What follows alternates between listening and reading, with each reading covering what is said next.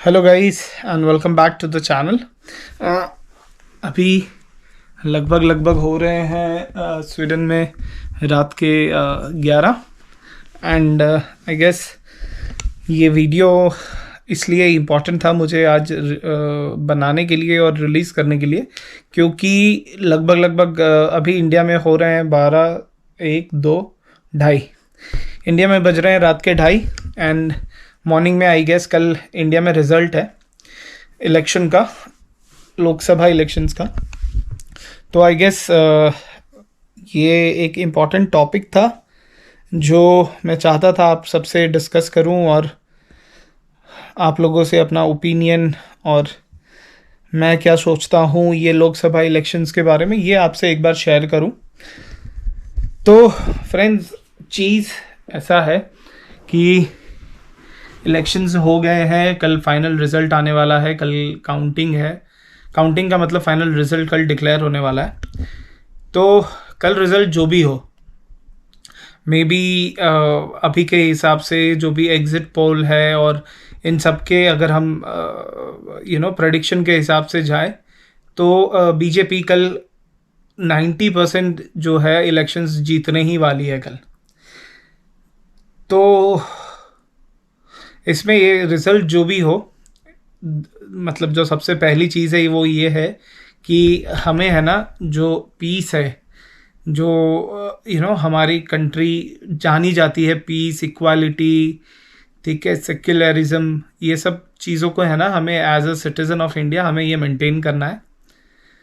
दूसरी चीज़ कि मैं पर्सनली ये चाहता हूँ कि यस बीजेपी जीते, बीजेपी पावर में आए, क्योंकि बीजेपी के अभी तक जो भी टर्म था 2014 टू 2014, ये टर्म में आई डोंट नो कि आप लोग क्या कंसिडर करते हैं नहीं करते हैं, बट एज एन इंडियन जो हमारी कंट्री की एक रिस्पेक्ट थी, एक वैल्यू थी, वो इंटरनेशनली वो काफ़ी बढ़ गई है। इसके बहुत सारे एग्जांपल्स हैं, बहुत चीज़ें हैं। आई गेस जो मेरे से अलग थॉट रखते हैं वो ये भी बोलेंगे कि नहीं बीजेपी के आने की वजह से ये सारे इश्यूज हैं, और मे बी वो करेक्ट सही हो भी सकते हैं। बट बीइंग मैं एज एन इंडियन सिटीज़न मैं बीजेपी गवर्नमेंट को सपोर्ट करता हूँ, ठीक है। बट दैट डजेंट मीन कि अगर कोई एंटी बीजेपी है या कोई कांग्रेस का सपोर्टर है तो उसके साथ मेरी कोई दुश्मनी है, क्योंकि एज एन इंडियन सिटीज़न हम चाहते हैं कि हमारी कंट्री कंटिन्यूस प्रोग्रेस करे, कंटिन्यूस आगे बढ़े, इंटरनेशनल लेवल पे हमारा एक इंडियन, एज एन इंडियन हमारा लोग हमको कंसिडर करे कि हाँ इंडियन है, ठीक है। क्योंकि आज से 10 साल 15 साल पहले इंडियन सिटीज़न की इंटरनेशनली इतना ज़्यादा मतलब लोग वैल्यू नहीं करते थे, जो एट प्रेजेंट काफ़ी चेंज हो गया है। तो एज अ बीजेपी सपोर्टर कुछ पॉइंट्स है जो आई गेस मैं चाहता था कि आपसे एक बार शेयर करूं। काफ़ी टाइम से ये पूरे इलेक्शन के थ्रू आउट मैं इंडिया में नहीं था और मैं इवन वोट नहीं कर पाया, क्योंकि मैं उस टाइम पे स्वीडन और ये यूरोप टूर पे था। तो कुछ चीज़ें थी जो मैं शेयर करना चाहता था, बट आई थिंक कल रिजल्ट है उसके पहले मैं एक बार आप लोगों से शेयर कर लूँ। तो जो इम्पॉर्टेंट चीज़ थी ना, जो मुझे लगा कि इस वजह से बीजेपी को पावर में रहना चाहिए अभी भी, उसके कुछ पॉइंट्स ये है कि आज से है ना 10-15 साल पहले आप खुद ही देख सकते हैं कि इंडिया का इंटरनेशनल मार्केट या इंटरनेशनली क्या रेप्यूटेशन थी। आज वो रेप्यूटेशन काफ़ी चेंज हो गई है। मैं खुद ट्रैवल कर रहा हूँ यूरोप में, ठीक है, मैं खुद वीज़ा के लिए अप्लाई कर रहा हूँ, तो मैं ये चीज़ें देख पा रहा हूँ कि आज से 10 साल 15 साल पहले लोगों को यूरोप ट्रैवल करना हो, नॉर्थ अमेरिका ट्रैवल करना हो तो कितना डिफ़िकल्ट होता था, जो चीज़ें अब काफ़ी इजी हो गई है एज एन इंडियन सिटीज़न। और उसमें भी अब मैं पर्टिकुलरली कुछ पॉइंट्स डिस्कस करूँ तो ये बीजेपी का टर्म था जब कुलभूषण जाधव, जो आई गेस नेवी के एक्स एम्प्लॉई थे, वो पाकिस्तान में किसी कोई प्रोजेक्ट पे काम कर रहे थे और उन्हें वहाँ अरेस्ट किया गया था स्पाइंग के चार्जेस पे, और उनको वहाँ पे डेथ पेनल्टी अवार्ड किया गया था वहाँ की सुप्रीम कोर्ट से। ये चीज़ को बीजेपी गवर्नमेंट जो थी उन्होंने चैलेंज किया था ICJ, Indian court of justice, international court of justice, so sorry. तो वहाँ पे ये चीज़ को इंडियन गवर्नमेंट ने चैलेंज किया था, जहाँ पे एडवोकेट साल्वे, जो इंडिया के काफ़ी रेप्यूटेड एडवोकेट है, उन्होंने ये केस को रिप्रेजेंट किया था ऑन बिहाफ ऑफ इंडिया। और वहाँ पे ये जो आईसीजे का जजमेंट था ना, वो इंडिया के फेवर में था। बेसिकली आईसीजे का जो रूलिंग होता है ना, वो किसी भी कंट्री पे 100% बाइंडिंग नहीं है। फॉर एग्जांपल, एकदम सिंपल रिसेंट एग्जांपल बताऊं तो आईसीजे ने इज़राइल को कंटेम्प्ट इशू किया था कि भाई इज़राइल को तुरंत वॉर रोकना चाहिए और पैलेस्टाइन में राहतकारी यानी रिलीफ जो भी प्रोवाइड करना चाहती है कंट्रीज, उनको अलाउ करना चाहिए। बट तो भी इज़राइल ने ये जो डिसीजन था उसका रिस्पेक्ट नहीं किया या उसको वैल्यू नहीं की, क्योंकि दे थॉट कि ये बाइंडिंग नहीं है उन पे, एंड उनके लिए इम्पॉर्टेंट थी कि वो अपने सिटीज़न के राइट्स प्रोटेक्ट करें। बट सिमिलरली ये आईसीजे का जजमेंट जब कुलभूषण जाधव के केस में आया था ना, तो पाकिस्तान ने ये जजमेंट को उन पे बाइंडिंग रहा और उन्होंने कुलभूषण जाधव का डेथ पेनल्टी कैंसिल किया। एंड उन्होंने कंसिलर क्या कहते हैं असेसमेंट, दीदी ओकरा का बोले ली हमने, मतलब एक्सेस, कंसिलर एक्सेस दिया इंडियन गवर्नमेंट को, so that Indian government Kulbhushan Jadhav से बात करे और उनको रिप्रेजेंट कर सके। पाकिस्तान के ही जुडिशियल सिस्टम में इंडियन गवर्नमेंट अपने एडवोकेट्स भेज सके जो कुलभूषण जाधव से बात करके उनको रिप्रेजेंट कर सके, क्योंकि एक फेयर ट्रायल का हम एक्सपेक्ट नहीं कर सकते कि पाकिस्तान एक इंडियन कैप्चर्ड सोल्जर को, एक्स नेवी या एक्स आर्मी सोल्जर को एक प्रॉपर लीगल हेल्प देगी, जो कि आईसीजे के वजह से हो पाया। और ये आज से अगर हम 10 साल पहले 2014 के पहले एक्सपेक्ट करते ना, तो ये इम्पॉसिबल था। ना ही उस टाइम की इंडियन गवर्नमेंट ऐसा कोई डिसीजन लेती, ना ही पाकिस्तान गवर्नमेंट आईसीजे के जजमेंट को इतना रिस्पेक्ट करती। बट ये मोदी गवर्नमेंट थी जिनके प्रेशर के वजह से पाकिस्तान को ये मानना पड़ा जो आईसीजे का जजमेंट था उन पे। उन्होंने वो जजमेंट को माना और उन्होंने कंसिलर एक्सेस दिया इंडियन गवर्नमेंट को कि भाई वो कुलभूषण जाधव से मिले और कुलभूषण जाधव अपना एक इंडियन एडवोकेट कर सके। तो ये एक चीज़ है। इसके अलावा आज इंटरनेशनली इंडिया को जो एक रिकग्नाइजेशन मिलता है, आई गेस ये अभी तक 2014 के पहले जो गवर्नमेंट थी उनको ये एक्सेस या ये उनका इंटरनेशनली इतनी वैल्यूएशन इंडियन वैल्यू नहीं मिलती थी इंडियन गवर्नमेंट्स को। तो ये सम ऑफ द एग्जांपल्स है जिस वजह से I guess India Modi government में या बीजेपी गवर्नमेंट में इंटरनेशनली स्ट्रांग हुई है। ठीक है, इसके अलावा मोदी जी जब से प्राइम मिनिस्टर बने हैं ना, इंटरनेशनली इंटरनेशनल जो दूसरे कंट्री के प्राइम मिनिस्टर है, प्रेसिडेंट है, उन्होंने काफ़ी अप्रिशिएट किया है इंडियन गवर्नमेंट की पॉलिसीज़ को, इवन हमारे प्राइम मिनिस्टर मोदी जी को। जिसमें से एक एग्जांपल है ऑस्ट्रेलियन प्राइम मिनिस्टर ने मोदी जी को कहा था he is the boss. I know ये इतनी बड़ी चीज़ नहीं है, मे बी लोग कहेंगे कि इंटरनेशनल बॉस कहने से क्या हो गया, बट ये एक चीज़ है कि आज से पहले किसी ऑस्ट्रेलियन प्राइम मिनिस्टर या प्रेसिडेंट ने कोई भी इंडियन प्राइम मिनिस्टर को इतना रिस्पेक्ट नहीं दिया था जो रिस्पेक्ट मोदी जी को मिला है। तो ये सारे रीजंस के वजह से आई गेस कि एट प्रेजेंट बीजेपी गवर्नमेंट का पावर में रहना ज़रूरी है।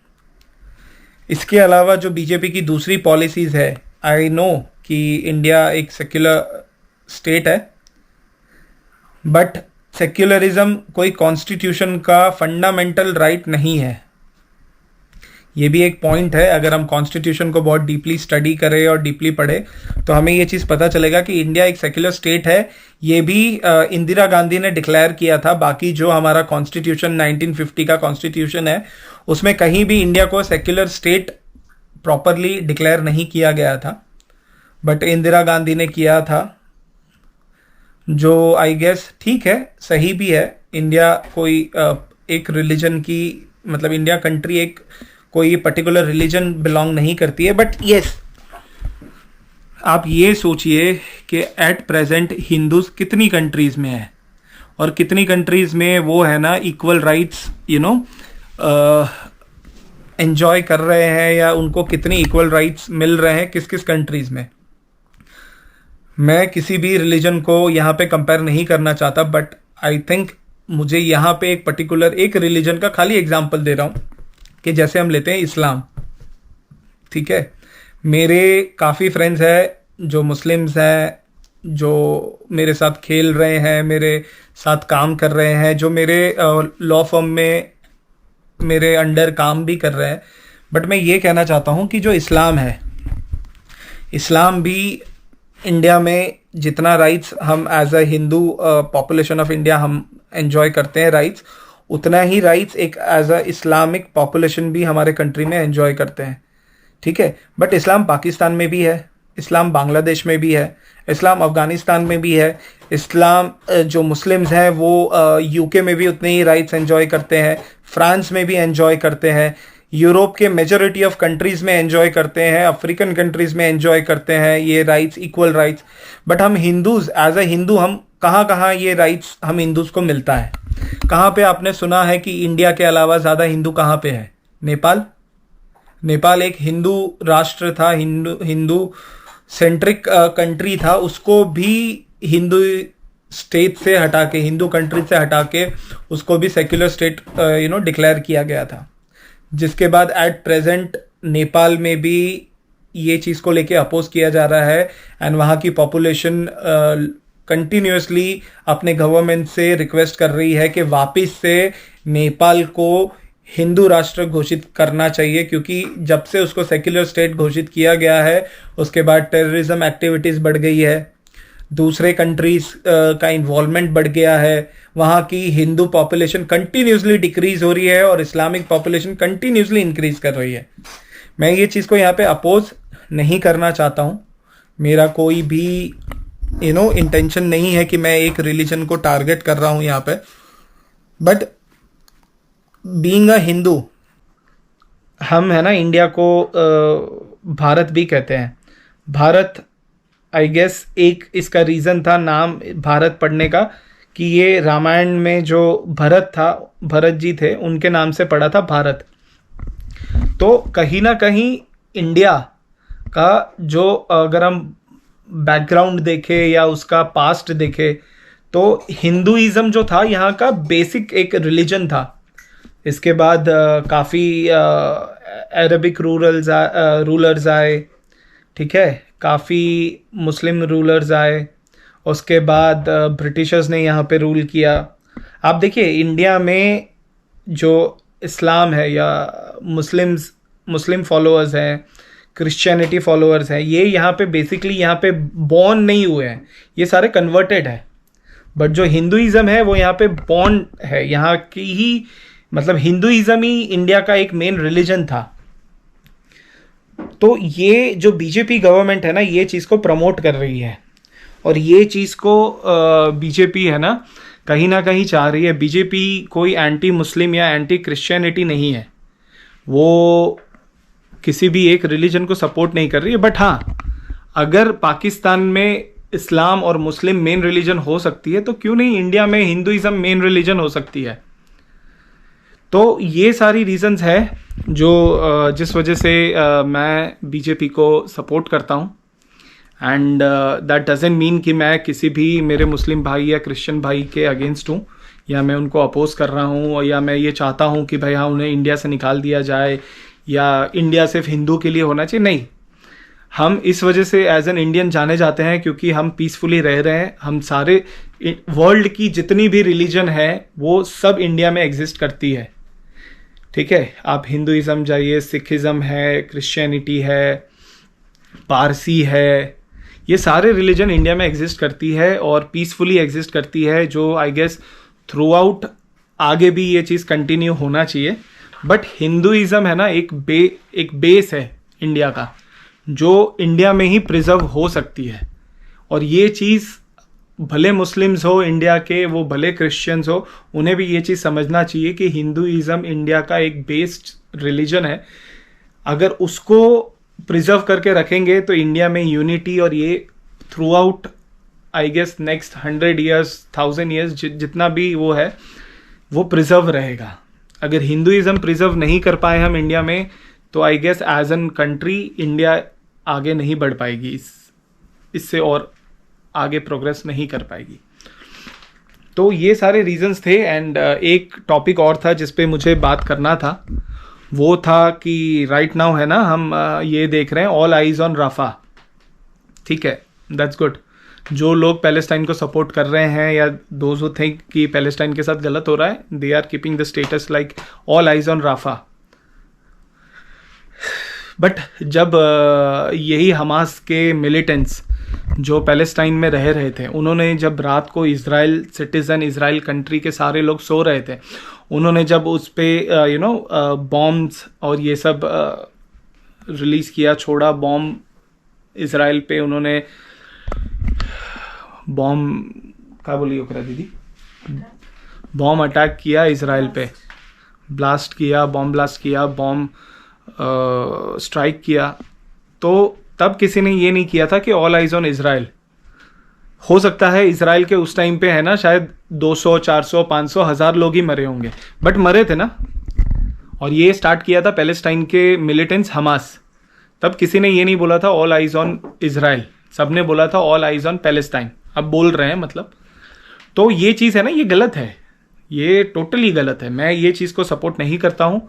एंड इसके लिए शायद मुझे बैकलैश करे लोग, शायद मेरे चैनल को लोग ब्लॉक करने के लिए लोग यूट्यूब पे रिक्वेस्ट डालें. मुझे इससे कोई फ़र्क नहीं पड़ता है. बट जो इज़राइल ने उस टाइम पे सफ़र किया था, इज़राइल के जब लगभग 1400-1500 सिटीजन्स है ना रात को नींद में मरे थे, तब किसी ने ये नहीं बोला all eyes on Israel. But आज जब इज़राइल ने डिसाइड किया कि नहीं भाई, जो एक पेड़ का अगर जड़ खराब हो जाएगा ना तो पूरा पेड़ खराब है, तो उसको जड़ से मारना पड़ेगा. तो इज़राइल आज वही कर रही है. इज़राइल आज इज़राइल है ना आज पैलेस्टाइन की ये जो हमास मिलिटेंट्स हैं उनको ख़त्म कर रही है जड़ से. हो सकता है शायद उसमें इनोसेंट लोग मर रहे हैं, हो सकता है. And I guess I request Israel government, Israel military की भाई वो ट्राई करे कि जो सिविलियंस हैं उनका डेथ रेशियो जो है वो कम रहे, या वो पैलेस्टाइन के जो सिविलियंस हैं उनका डेथ कम से कम हो. बट ये ज़रूरी है.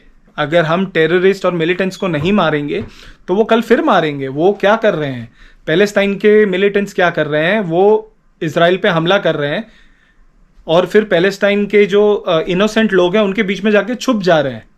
तो इसमें इज़राइल क्या करेगा? सिविलियंस को बचाने के चक्कर में या सिविलियंस को ना मारने के चक्कर में वो छोड़ दे इनको?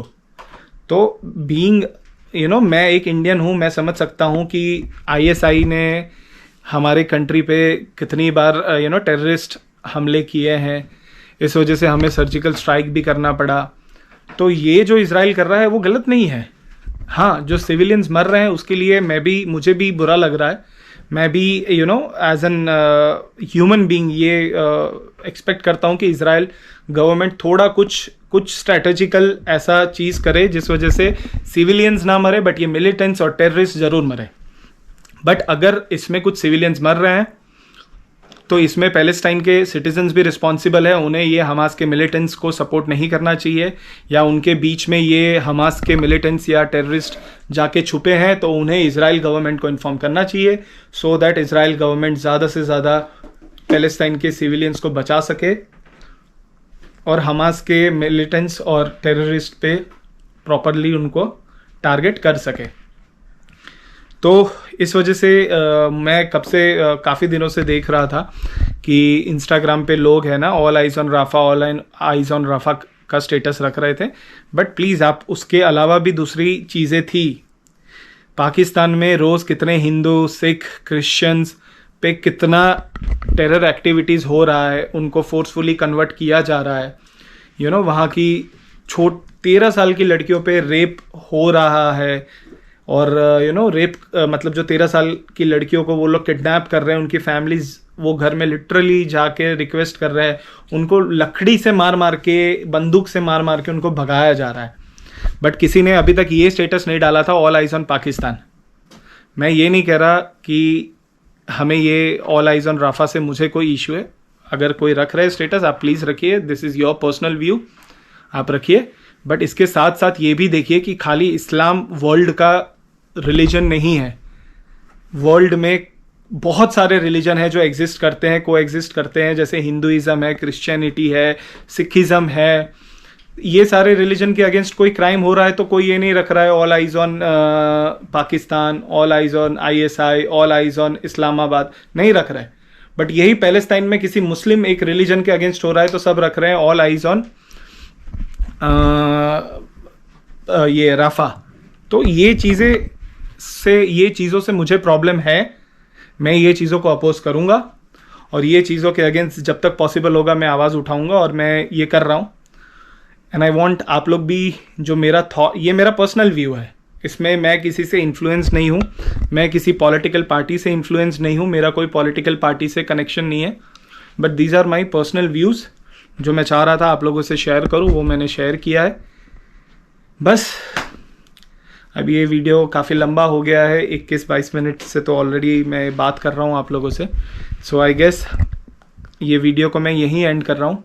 एंड आई गेस ये वीडियो को मैं तुरंत ही अपलोड करूँगा सो दैट मॉर्निंग में आप लोग देख सकें। कल हमारे इंडिया में जो भी इलेक्शन का रिजल्ट हो, बीजेपी जीते, इंडिया अलायंस जीते, कोई भी जीते, जो भी गवर्नमेंट कल पावर में आएगी, आई एक्सपेक्ट फ्रॉम देम कि वो हमारे पॉपुलेशन के बारे में सोचे, ठीक है। और दूसरा कि एज एन हमारी कंट्री का है ना, इंटरनेशनली उसका स्टेटस बढ़ाए। एंड इंडिया बीइंग मेजॉरिटी, हम हिंदुइज्म जो है वो इंडिया की एक मेजॉरिटी रिलीजन है। मैं ये भी नहीं कह रहा कि हिंदू राष्ट्र है, हिंदू मेजॉरिटी है। तो हिंदू मेजॉरिटी मीन्स कि हिंदू रिलीजन के लिए इंडिया के सारे सिटीजन को सोचना चाहिए, whether they are Muslims, Christian, Sikh, Hindus, जो भी है। तो ये एक वो है, मेरा थॉट था। अच्छा लगा हो आपको, मतलब अगर मेरे थॉट से आप अग्री करते हैं, वेल एंड गुड। अगर नहीं एग्री करते हैं तो you can just share your views by commenting on my post. और ये काफ़ी टाइम से मैं सोच रहा था कि इस पर एक वीडियो बनाऊं। एंड मतलब right now I am not in India, मैं यूरोप में ट्रैवल कर रहा हूँ, इस वजह से मैं इस पर वीडियो नहीं बना पा रहा था। एंड आई वॉज प्लानिंग कि मैं इंडिया आके इस पर वीडियो बनाऊँगा। बट अभी भी मैं न्यूज़ चैनल्स और ये सब देख रहा था ना, तो उसमें भी बहुत कुछ मैंने देखा, यूट्यूब पे भी मैं देख रहा था कि अभी भी है ना एंटी हिंदुइज्म एक प्रोपेगेंडा चल रहा है इंडिया में। So being an Indian, not being a Hindu, being an Indian, I thought कि मुझे इस पे अपना है ना एक जो भी मेरा ओपिनियन है वो मैं आपसे शेयर करूं। वो मैंने किया। शायद आप इससे अग्री करेंगे, शायद आप डिसअग्री करेंगे, जो भी है। इसी के साथ आई गेस ये टाइम हो गया है कि मैं वीडियो को एंड करूं। जैसा भी आपको लगा हो वीडियो को, अगर अच्छा लगा हो तो प्लीज़ लाइक, शेयर, सब्सक्राइब, और जो बेल आइकन है उस पर क्लिक करके मेरे चैनल को सब्सक्राइब कीजिए, सो दैट ज़्यादा से ज़्यादा मेरा जो भी वीडियोज़ आए आपको नोटिफिकेशन आए। बाकी जो भी है कल देखेंगे, बीजेपी आती है, कांग्रेस आती है, जो भी आती है, आई होप वो इंडिया के लिए, हमारी कंट्री के लिए अच्छा होगा।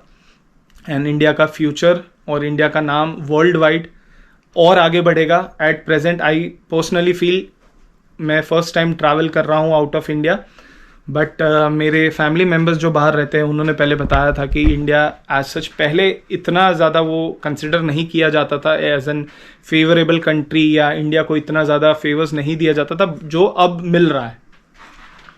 बस यही था। इसी के साथ वीडियो को एंड करते हैं, मिलते हैं कल। Till then take care, be safe, be healthy, मिलते हैं अगले वीडियो पे। इसके पहले के वीडियोस काफ़ी सारे हैं, एडिट करना बाकी है, जो अपलोड होगा चैनल पे धीरे धीरे। बट ये वीडियो मैंने अभी रिकॉर्ड किया है, टुडे आई गेस इट्स 3 जून, और अभी मैं इसको फटाफट से ट्राई करूँगा अपलोड करने का, सो दैट कल आप इसको देखें और फिर जो भी हमारा रिजल्ट होगा इलेक्शन का उसको हम with our open hands will accept this result. चलिए मिलते हैं फिर नए दिन के साथ, नए वीडियो के साथ। तब तक के लिए टाटा बाय बाय, टेक केयर, शब्बा खैर, मिलते हैं, बाय।